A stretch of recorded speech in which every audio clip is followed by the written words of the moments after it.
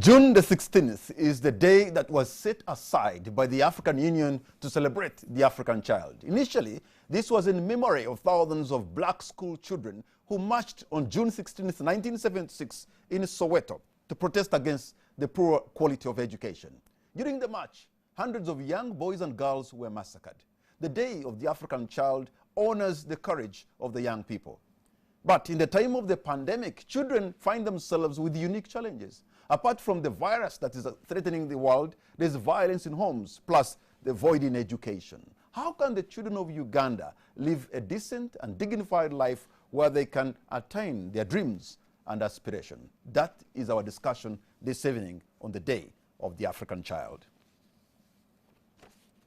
Let me introduce my guests this evening who have made it on time despite a jam in Kampala that I should say is insane, because these days perhaps people are spending more time in the jam than at their workstations. I have the Executive Director, National Children Authority, Mr. Martin Kiza. Thank you for honoring our invitation. You're welcome. Thank you very much, and I'm pleased to be here with you. I have the Executive Director, Africa Center, Afri-Child Center, Makerere University, Mr. Timothy Pobo. Welcome.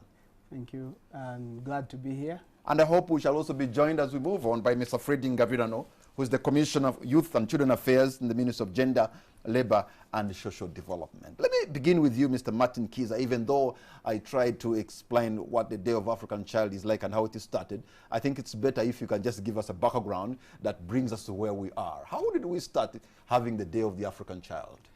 Thank you very much, Patrick. As you rightly put it before, allow me, my name is Martin Kiza once again, and I'm the Executive Director of the National Children Authority. The authority is established by mandate to coordinate and monitor all policies and programs relating to children issues in the country. Yeah, so giving the background of the Day of the African Child, children, school children in South Africa, Soweto, in 1976, came up trying to fight for their rights in terms of urging the then government for quality education. And this was not possible. You know, if you reflect back, what was happening in South Africa, the apartheid regime, it was terrible. So even the children were victims of circumstances. So the boys and girls terribly were shot dead. And since then, the African Union converged. We have a membership that they converged and really said we need to always, every year, commemorate this day in remembrance of these children who are fighting for their rights. And as you may be well aware, this has now taken place every other year. We get a theme as a government looking into specific areas of concern that would lead to addressing issues pertaining to children. And the main point here is that government and other stakeholders are expected to take stock in what they've done, what actors have done, non-state actors and non-state actors, in ensuring that children issues are really addressed up to the dot so that they also enjoy their rights. So how different is the situation for the African child since 1976 in Soweto? I know there are no massacres anymore, but in terms of the quality of education for which they are protesting in Soweto, how different is it on our continent today? Yeah, to me, I think that is really true and tricky, because depending on circumstances and the level of development of the various countries, you might find there some fluctuations. But I must say, maybe on our side here, Uganda, we have policies, we have legislation, we have laws in place that call for provision of quality education. As you are aware, we have the Education Act, which provides for, you know, UPE, for example, universal primary education and secondary education. So I think we are not on the we're on the right track. Okay, so let me come to Mr. Pobo. How are these policies and programs providing the quality of education that can honor the memory of Soweto 1976? Thank you very much, Patrick. So I want to first of all do a rejoin on what Mr. Martin Kiza said. So there has been progress since 1976. We have in the entire continent of Africa, we see increased enrollment. So we have more children going to school. Most African countries do have this universal primary education, and it has extended to universal secondary education. However, despite the increment in enrollment, we are clear that there are still challenges that need to be addressed. And so we have moved away now from addressing the issue of quantity, because it was an issue of, do we have enough children accessing school? So we have addressed that issue. The question is, do we have the quality education that you're talking about? And this is where the challenges are at the moment. Because originally, why 1976, June 16th, why these young boys and girls had courage to go and face the government and the regime of the apartheid regime was an issue of quality. And yes, I agree with you. We have the quantity, we have the numbers of children in school, but the initial problem they faced in South Africa then was quality. Do we have quality, Martin? I think this is progressive. We must say that we still need definitely to make some improvements in terms of quality education. And to that effect, that shows that it calls for concerted effort, right from every stakeholder, particularly the child rights advocates, to ensure that we really get to addressing issues pertaining to education. And as I told you earlier, Patrick, since we have now policies and laws, I'm optimistic that if we went into enforcement, enforcement of these laws, implementation of these laws, this would be a very nice trend. And look at, we have the decentralization system, right from village to district level. So I think what is important now is to really enforce and ensure that we implement these laws. Because we have them, government has put these laws in place, and now the challenge is for us to work them out and implement them. So we have partners like you, AfriChild. I'm sure you're doing supplementary role or auxiliary role to government. So one would want to know, how have the partners like you supported government efforts to address issues of children, especially now in the pandemic? Thank you very much, Patrick. So I'd like to say that as partners, we try to complement government efforts. And one of the things we're trying to do is, first of all, provide evidence through research. So doing research on very pertinent issues affecting children, so that the policies that the government is undertaking are actually informed by evidence. And so we are doing research across different disciplines as pertains children. But the other thing, particularly, that you asked about what are we doing right now as pertains the pandemic. One of the key areas that we have invested in is in supporting awareness raising about what the concerns are for children right now during the pandemic. What is going on in the homes, raising the alertness of the communities, of the parents, to pay attention to the concerns of children right now within the pandemic, and also highlighting the risks that are posed to children at the moment. So these are some of the things we are doing, but of course we also need to make mention of the fact that many of the partners have actually made direct contributions to the task force in different forms, both in cash and kind. So it's been multiple contributions or multiple support in this time. I'm happy to announce now that we've been joined by Commissioner Youth and Children Affairs at the Ministry of Gender, Labour and Social Development, Commissioner Fred Ngavirano. Thank you very much for joining us. Thank you, Patrick. Good evening, sir. Good evening, sir. We are honored you to have time. I understand the jam is insane outside there, but nevertheless, you've made it. You found when I'm engaging these colleagues about the Day of the African Child, because it started with the children protesting the poor quality of education, and I was wondering whether we have moved 1976 June, whether we have now, we can say we have quality, but you represent government as a commissioner, so you can be able to talk about issues of quality, but also what exactly you are doing, because children are facing, like any other person, we are facing the virus together, but also in their homes, they are facing the violence. So there's a virus and there's violence, and there's a void in education. What are you doing as government to address that?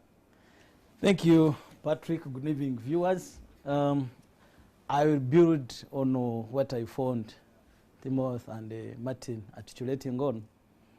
Of course, the COVID-19 pandemic has also affected children because of the lockdown. They are out of school. And also, what is worrying us is the increasing number of cases related to violence against children. I am just from a Zoom discussion where the American embassy invited many stakeholders in the country and outside, and all those questions are really focusing on safeguarding children amidst this COVID. And as government, we have structures. First of all, by law, we have local councils, and we believe the local councils are still in a better position at community level to detect the risks children are likely to face or already facing, and collaborate with the government structures like the community development officers, the probation officers, and the two key staff of government are connected to the National Child Helpline. So far we have over 50 operating district action centers where violence is reported and transmitted to the National Child Helpline. And at the beginning, this workforce of the two cadres was not categorized as critical, but the Ministry of Gender worked with the National Task Force and the Ministry of Local Government and unlocked the staff. And we have also realized that amidst this COVID, there is a high level of child labor, exploitative in nature, where children are exposed to risks. Two days ago, I was in Moroto. I found children in stone quarries. The other week, I was in Kavale. I saw children in quarries around the quarry on Lake Bunyonyi Road.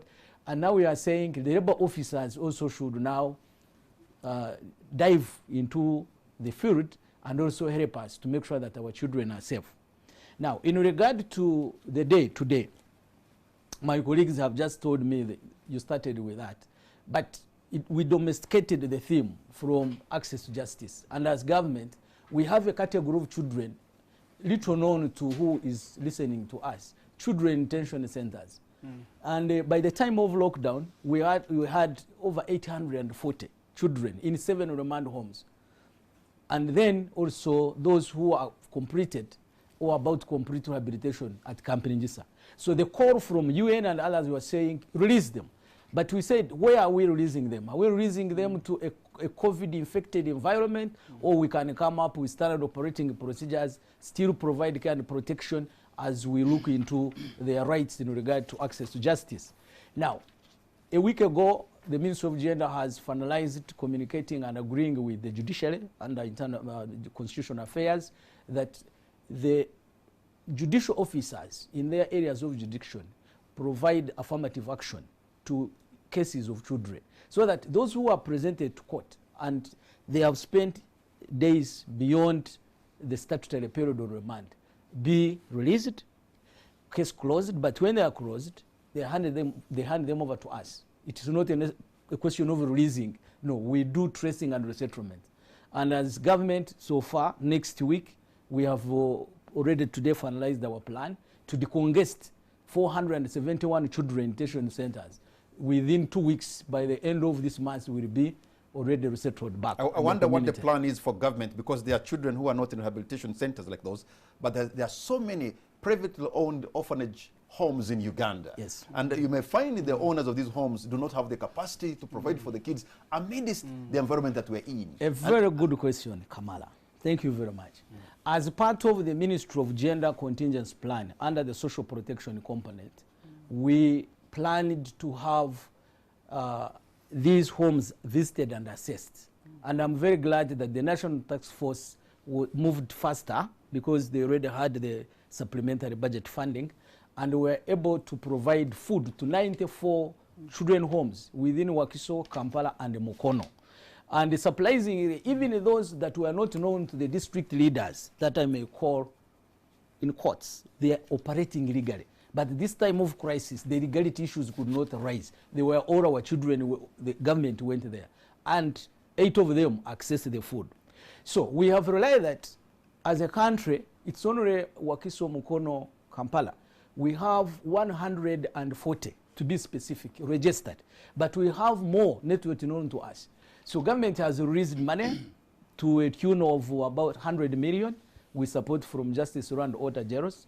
And we have a team. There will be about 8 teams to visit all parts of the country, work with the district, and reach these homes and find what is there. And does that include also the homes you say perhaps are operating illegally? Those who are operating illegally, what takes us there is the safety and the survival of our children, okay, and the legality of regularizing them will follow. Before I come to Mr. Pobo and yes. Mr. Kiza, we have a video I just want to show how from AfriChild, how highlighting the plight of the children amidst COVID-19. Let's take a look.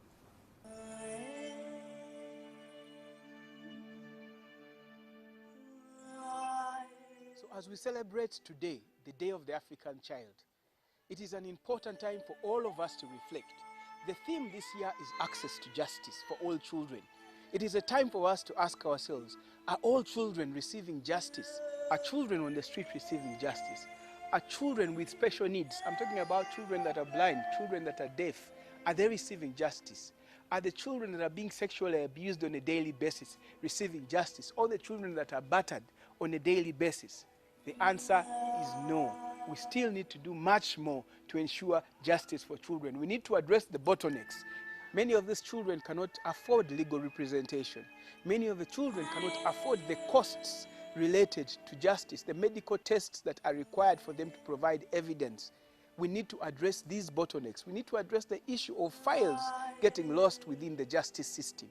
And we must ensure that the justice courts are actually friendly for children to be able to express themselves and be able to tell their story.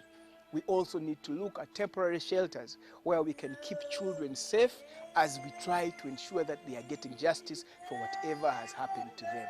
So I call upon all of us, parents, and all other stakeholders, including the government. Let us do whatever it takes to ensure that we are providing justice to all children. And remember, it begins with each one of us. Our actions should be focused towards the well-being of all children and therefore giving justice, therefore, to all children.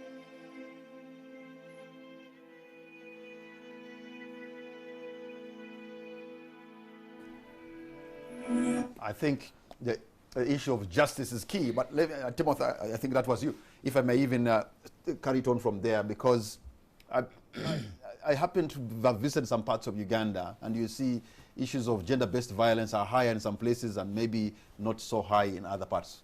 For example, in areas of eastern Uganda and areas of Busoga, there was a lot of gender-based violence, reaching the point of an organization called UONET to go and build what they call shelter homes, where women, when they are battered with their children, they take them to these shelter homes, which are like dormitories at a sub-county, and then they stay there.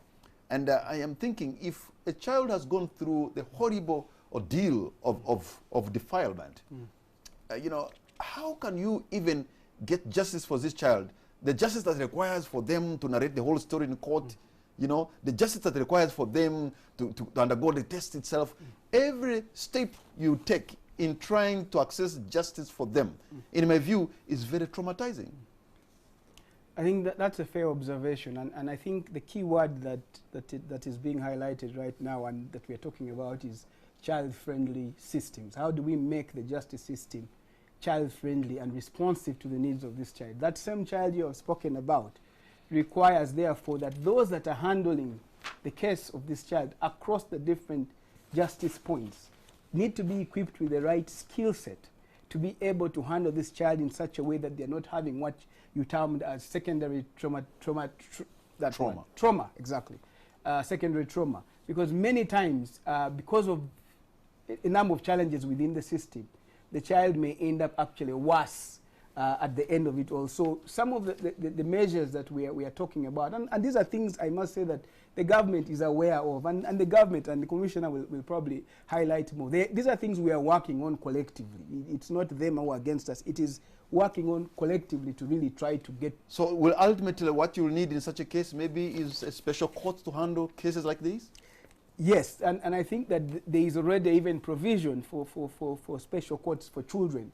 It may not be at the moment cutting across the entire country, but these are the things that we are requesting, these are things we are pushing for. A special court, you know, we call it trial in camera, so that you don't have a child in an environment that is more intimidating to them, but in an environment that allows them to freely tell their story. Because while we try to get justice for this child, we need to also hear from them and give them opportunity to tell what has happened to them.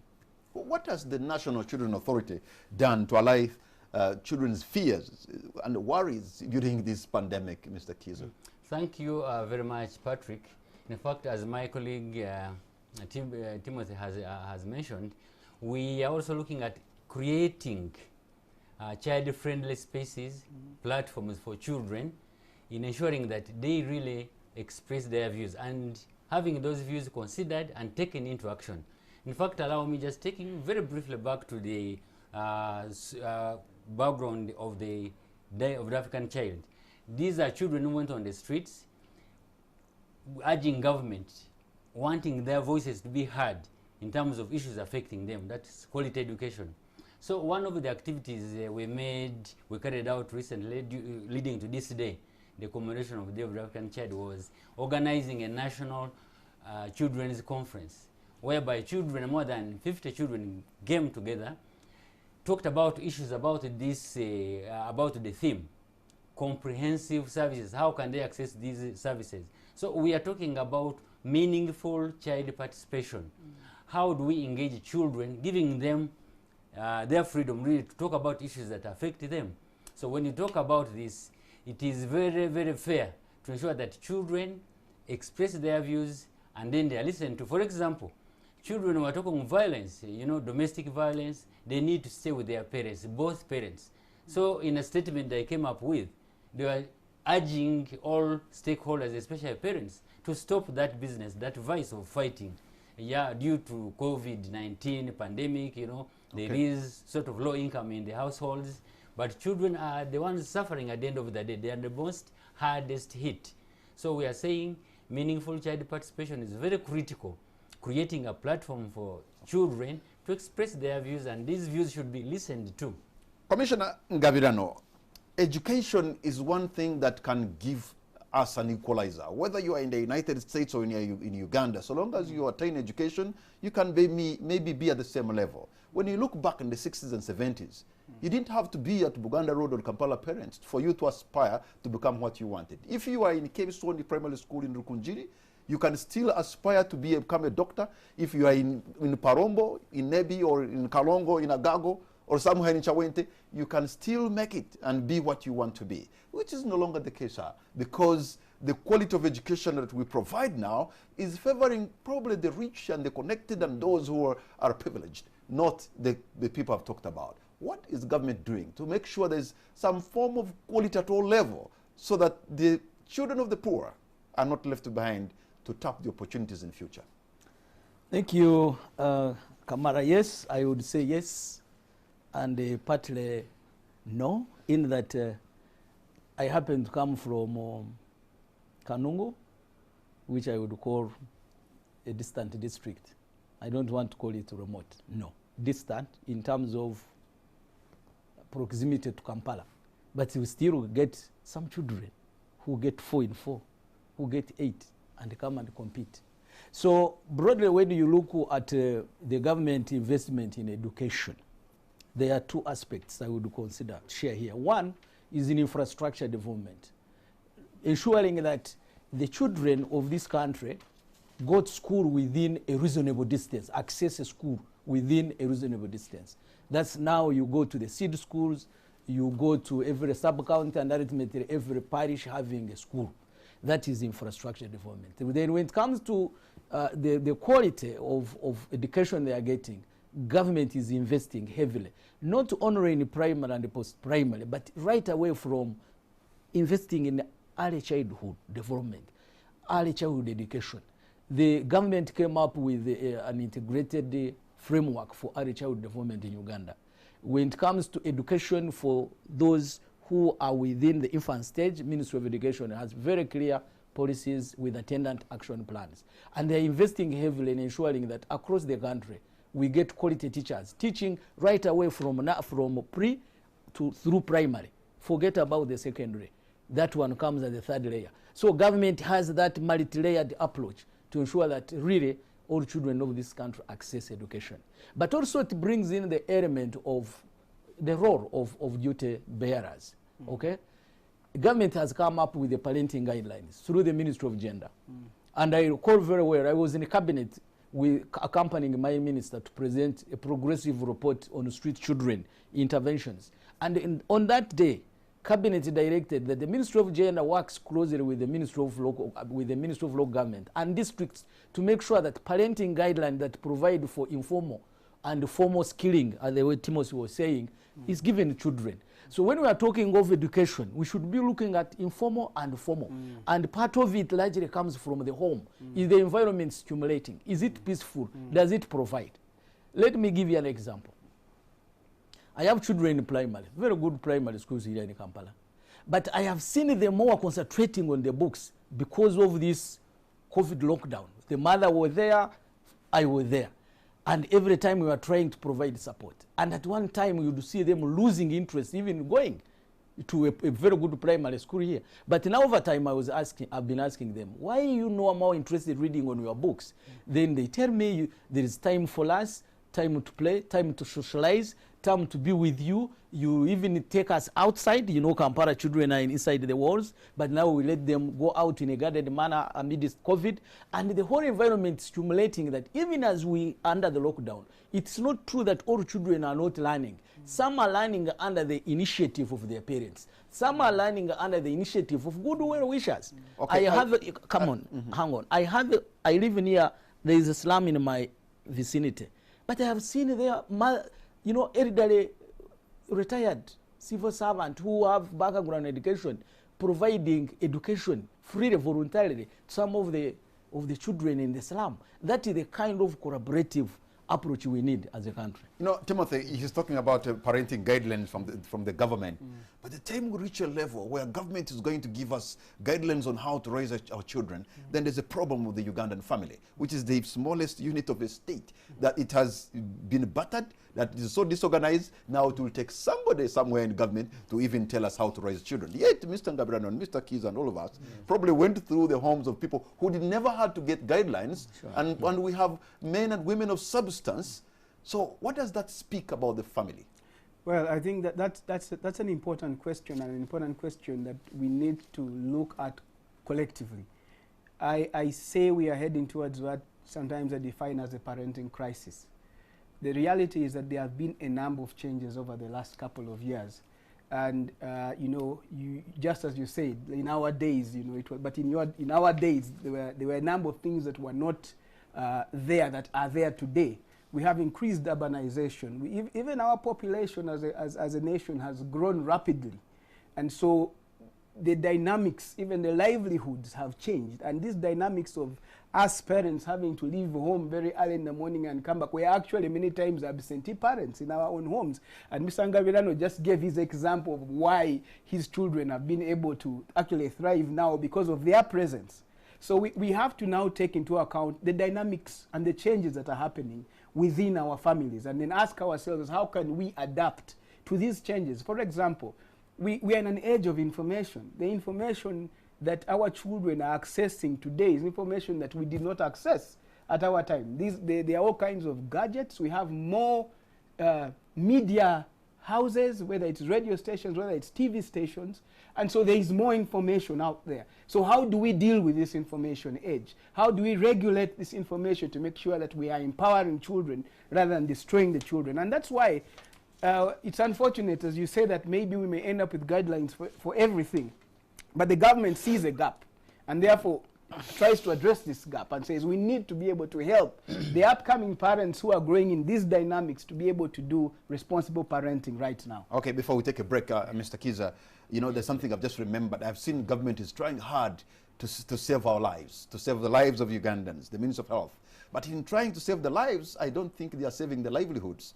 Because if a parent is threatened, the child will know that somebody is stressed, somebody is even getting a depression, and that before you even speak, children will have noticed. So have they tried enough as they try to save lives, also to save the livelihoods? Yeah, but I still believe that whatever we do, in whatever case, be it ministry, any sector, we still need to be very, very sensitive on issues, on how children could capture information, on how children could react to it.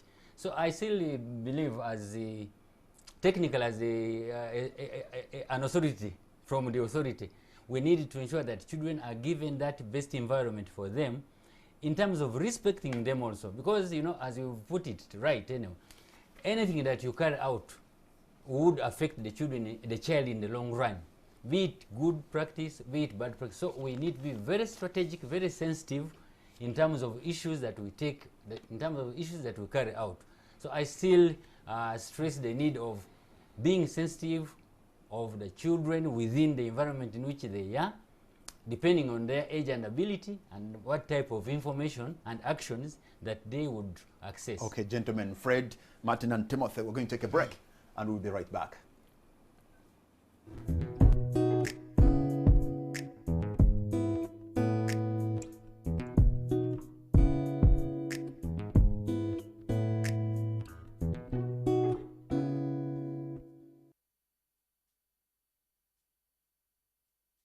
Welcome back. You're watching a special program on the Day of the African Child, where we look into issues affecting the Ugandan child in particular. And my guests this evening are Timothy Opobo, who's the Executive Director, AfriChild Center, Makerere University, Martin Kiza, Executive Director, National Children Authority, and Mr. Fred Ngabirano, Commissioner, Youth and Children Affairs, the Minister of Gender, Labor and Social Development. You know, I just want to go back to this theme. I mean, not necessarily the theme, but also the Day of the African Child, and I wanted to know, what does it mean for a Ugandan child from the perspective of the Commissioner? Thank you very much. Today, down in Kanungu, are they even aware? Yes, they are aware. Okay. We have a network. When we go to the theme from the African Union, as a country, we domesticated it and go into what you are seeing, focusing on the challenges COVID has brought. And the question is, does it make sense to a child in rural Kamwenge, in Kweni, in Kotido, Ajumani? And the answer is yes. You know, this is a combined effort. We shared the theme and guided our structures at the district level, from leadership, political leadership, technical, to celebrate the day. So in broad sense, this day helps us take stock of what government has done. And that's why we are here. Okay, and you try to domesticate the theme, to give it a Ugandan view.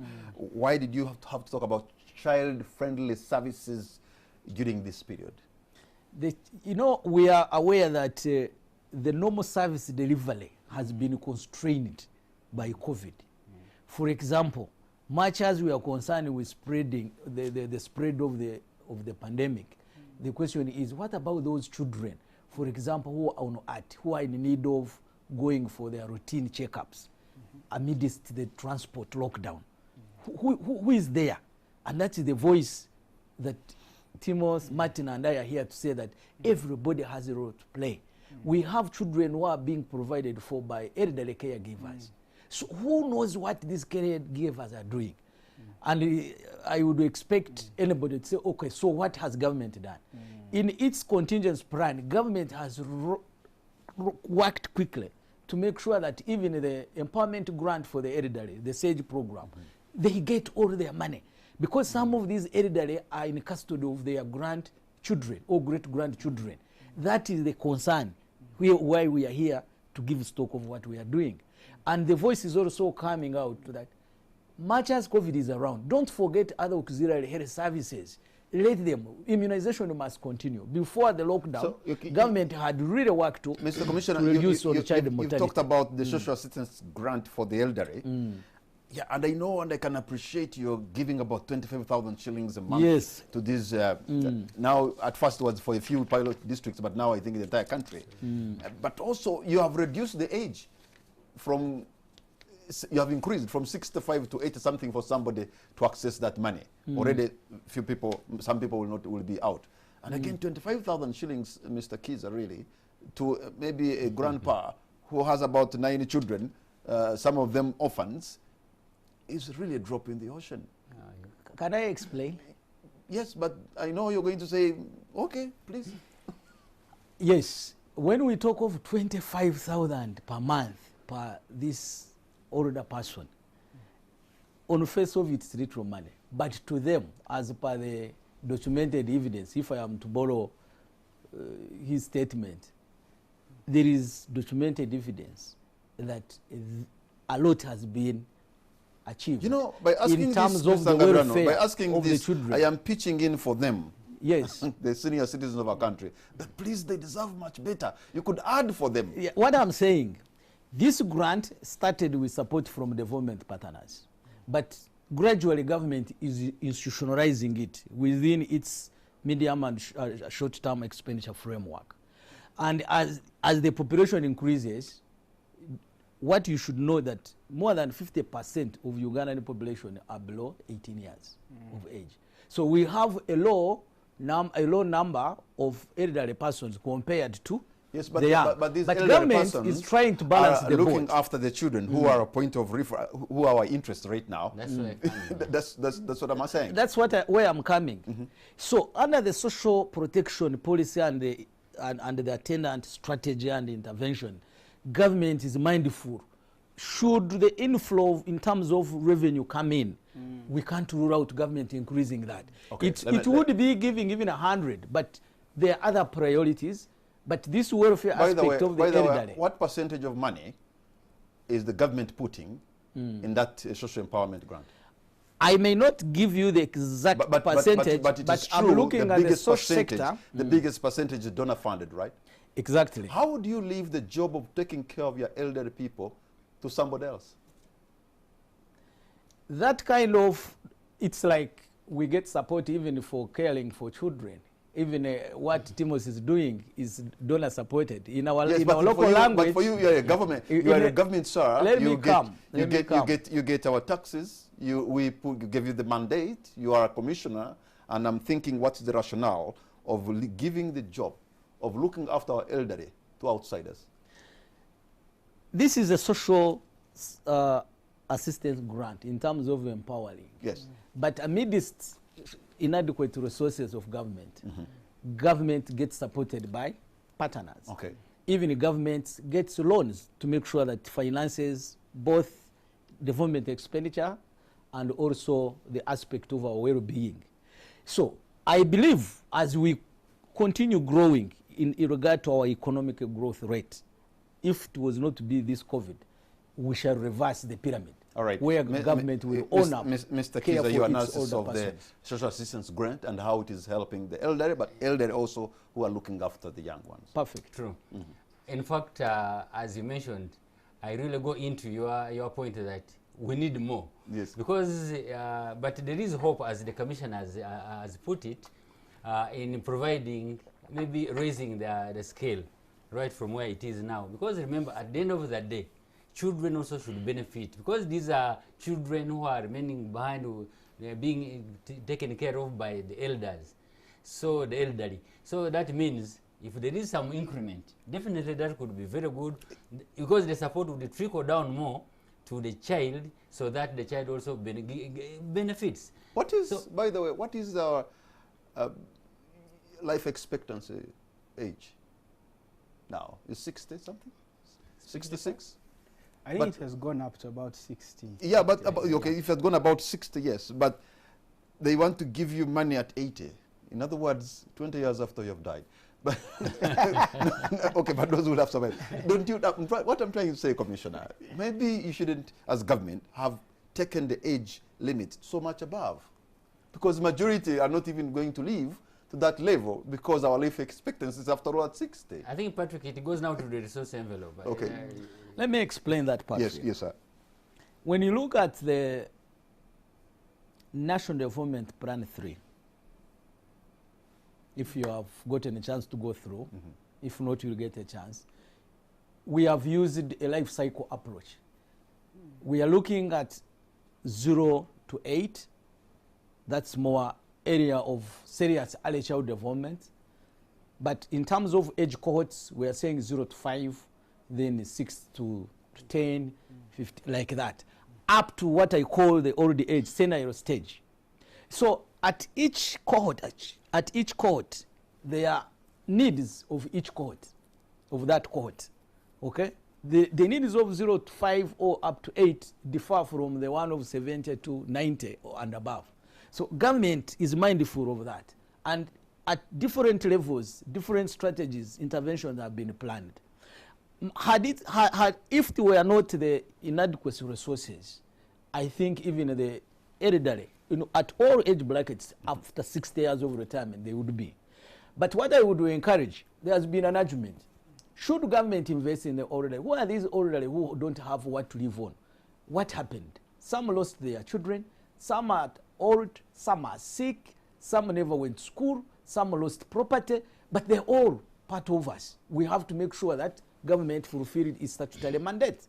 So I agree that as resources increase in terms of inflows, assuming our oil was to come, assuming our tourism was to revive, assuming our economy was to export more coffee than we are doing, definitely there is a need to give a graceful life to those people above 60 years and above. All right. Mr. Timothy Pobo, you know, they talked about child-friendly services and all that, and that reminds me of what has been happening, that you go to some hospitals or health center for, there's what they call the youth-friendly corner, you know, to serve them. And I've been wondering, these young people make about maybe 70% of our population. Why are we serving the biggest percentage of population just in a corner? I mean, I think that's a question, a valid question. I think we recognize that as a country we have a very young population. I think 78% of the population is under the age of 35. Sure. And then about 56% of them are children below the age of 18, meaning that they are the majority of Ugandans, yes, actually. And I think for me, as an advocate, and really an advocate that has been really to make that case and say that we need more investment in the area of children, I think, in terms of child welfare, be across the sectors. And in the same vein, I actually advocate that the Ministry of Gender, the one that the Commissioner represents, and Mr. Commissioner, allow me to say this on your behalf, please. The Ministry of Gender, which has all these departments, looking after the young, the youth, the elderly, is one of the least funded ministries. And therefore, in terms of priorities, personally, I feel that there's a need for a shift. You just gave those examples of the funding to the elderly, and the Commissioner explained why, and it's about the resources. But in my opinion, it's also about prioritization. And I call really to those that are in charge of resource allocation to really look at the Ministry of Gender as a very serious priority sector for this country, because the mandate that they hold and what they are able to contribute in terms of socio-economic transformation of this country could be achieved with an increased resource envelope, without doubt. Mr. Commissioner, are you aware that almost in every Ugandan town or urban center that is coming up, there's a problem of drug abuse? And drug abuse, if we are not careful, could just overtake us. We become another Latin American kind of country. Because wherever you go, somebody is either building marijuana or something like that. And for me, as a reporter, because I've just gone around to do a documentary about it, there is that epidemic that is just underneath and we may not know. I wonder of the Children's Authority and the Commissioner what you are planning to ensure that that cancer is stamped out before we are overwhelmed. Thank you. Thank you, Patrick. Broadly as a country, with support from development partners and also other institutions, the research institutions, we have that evidence. We have that evidence. And as I talk today, my minister and the permanent secretary have submitted to the cabinet a national child policy. This national child policy has been developed by a consortium of technical people from government, the civil society organization, the development agency, and within that policy, that draft policy, we have a whole strategic objective to deal with the substance abuse with the underlying interventions, spanning from the village, from the household level up to national level, including legislation. So I agree with you that that's one of the emerging development challenges to the country. And when we talk of substance abuse, drug abuse, people tend to look at marijuana, but there are other forms of substance where our children and adults are exposed. And when you go deep, you'll find that one of the causes of delinquency, pushing children on the streets, even adults becoming more violent in their homes, it is because of that substance. So I agree with you that from the social development aspect, we need to do more research and also invest more in addressing those vices which are likely to destroy our society.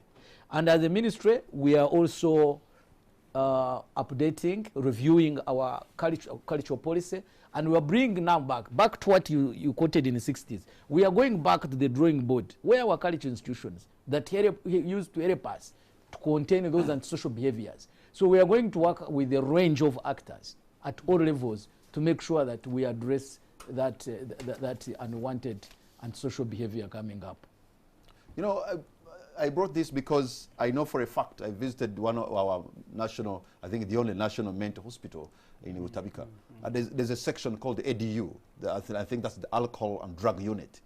And believe you me, if you take a patient there, it will even take, you can even take 3-4 days before you are allocated a bed, because the number is just overwhelming.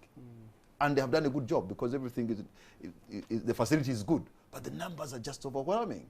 And that shows, and just those are just a few parents who are like, okay, maybe my child needs help, and let me take them there. Those who are not going, they are just gone case, and you know that this one is mentally gone. And also on top of that, Mr. Kiza, our children are also mentally stressed, you know, especially when you see you wake up in the morning at around 6, you know, 5:30 with the elite going going to primary education or nursery. Somebody is even, you know, sleeping and dozing, and then you take them to what, and then they go through the entire day. They come back with this homework. The homework is okay, but they are carrying so much. They are trying to struggle with that, and the routine continues. Really, I know we are looking for the best of education, but there are things we're missing, and the child is not provided for like they should. True. Indeed, maybe adding to what my colleague has mentioned, the commissioner, I think we still need to raise up, to raise advocacy initiatives. We have to continue sensitization programs, maybe like the authorities now, we are targeting even down the communities. And then again, also ensuring that children also take up their responsibilities, you know, much as they have rights to enjoy. True, but we still stress that component, the other side of the coin, that children, you have responsibilities, you have obligations. And you see, handling a child at that early stage, as he said, ECD, then continuing upward in the growth is very, very critical. So we still intended to ensure that we focus, you know, the communities out there.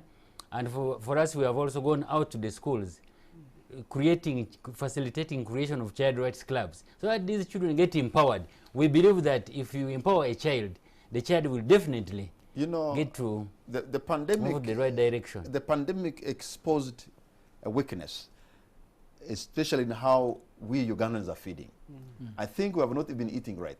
The National Bureau of Standards showed us that if the food that was being donated, almost 30% of it was not fit for human consumption. In some areas in Western Uganda, there have been reports of stunted growth, right? And in most cases, not that because there's no food, perhaps they do not know even how to prepare that food. So now as you're giving the parental guidelines, I hope you're also going to go to the level of showing them how they should prepare the food. The food could be there, but the children are malnourished and the children are stunted. And yet these are leaders of tomorrow, and they are not growing well. What do you make of that, Timothy? Yeah, I think that is true.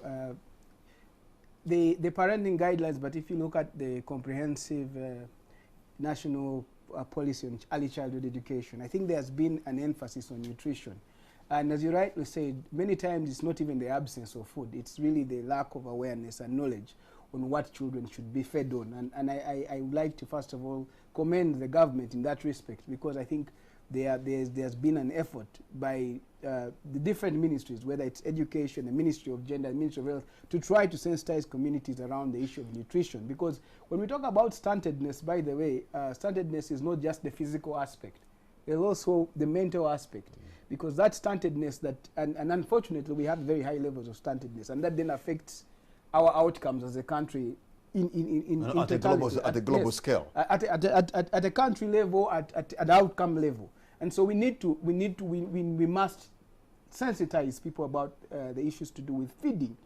We are fortunate that we still have a lot of organic food, so we are able to eat good natural food as compared to many other countries. But now we need to make sure that we are speaking about what are the right foods for us to eat. And I think that the government is doing quite a bit in that area. But I wanted to just say something about the issue of these children having mental stress, the issue you raised earlier. Yes. And it's for me, I think that this pandemic and the fact that we were locked down and everything came to a standstill is an opportunity for us to reflect and ask ourselves, is this the way we should actually be going? Should we have children waking up at 5 a.m. and starting to trek? Because this has stopped.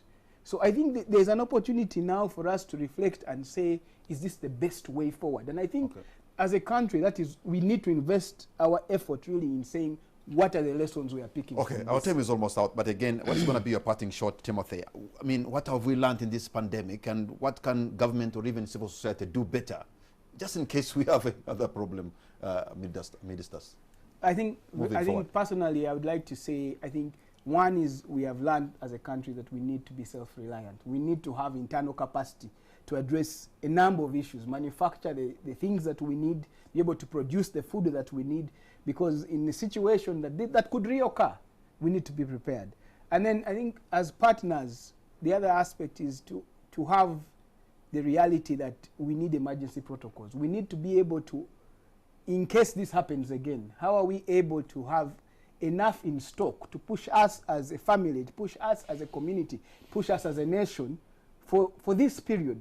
Now we're talking about services. We need to now go back and say, how do we make sure that we have mobile services, such that services, because now when you lock people down, they cannot access services. So how do we now have a system where actually services are actually going to the communities? How do we decentralize further? We have a beautiful system. Things, how do we strengthen it? Okay. Mr. Martin Kiza, what have we learned from this pandemic? What can we do better moving forward? Yeah, thank you very much, Patrick. To me, I would say that I think there is that need of collective effort, collective responsibility. Because when you look at the way the scourge hit us, almost services are not yet getting together, right from both sectors, private and public. Mm-hmm. So I think we need that collective effort and responsibility. You've heard of the appeal from measures from His Excellency the President, but again, the public out there seem not to be following this up. We need that concern as a nation to follow up and move in, we get to be united. I think that will be Commissioner Gabirano, probably from you also need a message of hope to the children of Uganda. One is that by law, from our constitution and even the global frameworks, the government remains duty-bound to ensure that its children and adults are not only safe, but they are enjoying their rights. And in regard to the children, we are talking about survival and health, we are talking about education and development, we are talking about protection, and then participation. And what I have come to learn from this pandemic, building on what my two colleagues have said, is that the ministries must come together and plan and execute programs. And we should have a mechanism to track the investments we make in children as a country. And that's the whole essence of now coming up with the National Child Policy. The National Child Policy will be consolidating what all ministries beyond other than gender are investing, so that at the end of the year, we can tell in 5 years government has done so much. And also we come up with the tracking system to know how much the civil society, for example, is contributing. I am running my frequencies, and as you rightly observed, biggest investment in government in terms of infrastructure for children is government. But when it comes to mitigating the social ills surrounding us in regard to vulnerability, the emergencies and what, the civil society and other development partners also kind of take an upper hand in terms of reaching those who are in great need. And I am of the view that if the country is able, we should document how much the civil society contributed. Apart from, Patrick, what we have been reading, being handed over to the President, National Task Force, the civil society, from my database, small organizations have reached so many organizations. I have an organization called Child Eye Foundation. It came to me and I said, write to the PS. We will guide. And we guided them. They worked, they have provided food, drugs, medicine in Machinde, Tororo, PG, and you really, but we don't have a system to track and appreciate who has contributed what at that level. This is what I've learned. We need each other. And I agree with Timothy that moving forward, even in the National Child Policy, there is a provision for contingents. How do we deal with the vulnerabilities that come from the weather changes, floods, disease outbreaks, and other wars, and all of that? That's what we need as a country. And it has also helped me as a social worker to know that we need to go back to our roots, the basics. I saw people walking from here, Kampala, to up country. We got urban-rural exodus instead of rural-urban exodus, meaning we must prepare also where we come from as we get to the city, in terms of our families, be at peace with everybody, be part of the community, because tomorrow it could be your savior. Mr. Fred Ngavirano, Commissioner, Youth, Children Affairs, Minister of Gender, Labour and Social Development, we thank you. Mr. Martin Keys, Executive Director, National Children Authority, thank you. And Mr. Timothy Opobo, Executive Director, Afro-Child Center, Makerere University. Gentlemen, we thank you for your time and we appreciate your insights. And for all of you who have been watching us, we thank you for your great company. I know that the children of Uganda will make it, and there's a silver lining at every dark cloud, because we at least know that daughters and sons of Uganda have made it from rural Uganda, and they are all over the world. Some of them are heading big corporations, they are innovating, their ingenuity is helping add value to the world. So, but in the village or wherever you are, like African proverb says, it takes a village to raise a child. So do your part so that you can nurture the Ugandan children who tomorrow can be men and women of substance. Good night.